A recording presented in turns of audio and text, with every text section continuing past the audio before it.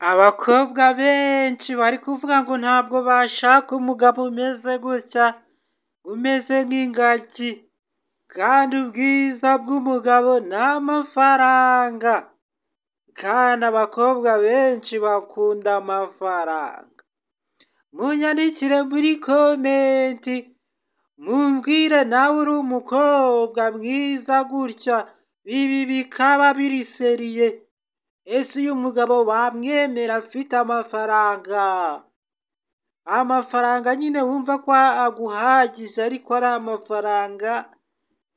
Abantu benshi bari kugenda bacicikanya amakuru ngo uyu sinamwemera ngo bibaye.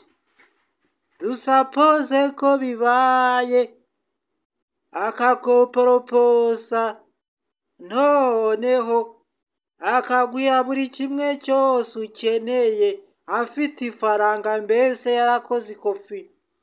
Ntabwo wamwemera uri umwari mwiza nk'uyu nguyu wanyweye amata.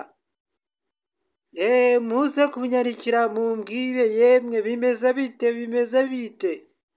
Abakobwa muri hehe? Ubwiza bw'amafaranga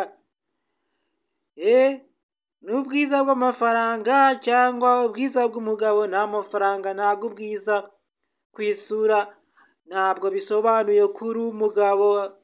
Umugabo ubwiza bwe bugaragarira mu mufuka, birahagije ngo ahite abona icyo ashaka cyose n'umukobwa ashaka kubera ko afite amafaranga.